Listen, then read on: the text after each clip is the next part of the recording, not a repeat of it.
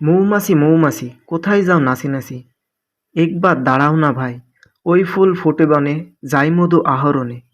এই ছড়ার কথা মনে পড়েই হঠাৎ ইচ্ছে হলো চলে যায় না মৌমাছিদের কাছে, দেখি তারা কিভাবে ফুল থেকে ঘুরে ঘুরে সোনালি মধু তৈরি করে। ভাবতে ভাবতে চলে এলাম ট্রায়াল কলেজের সামনে, যেখানে মোয়ালরা যত্ন করে বক্সের ভিতরে পালন করে হাজার হাজার মৌমাছি। চারপাশে একটানা ভূ ভূ শব্দ আর ছোট ছোট পারিশ্রমিক মৌমাছি, আর একদিকে মোয়ালদের ব্যস্ততা। দেখলেই বোঝা যায় এরা দুজনেই কতটা পারিশ্রমিক। মোয়ালদের থেকে জানলাম এই বিশেষ কাঠের বক্সগুলোর ভিতরেই থাকে মৌমাছি, ফুল থেকে রস সংগ্রহ করে, আর সেই রস থেকে ধীরে ধীরে রূপ নেয় মধুতে।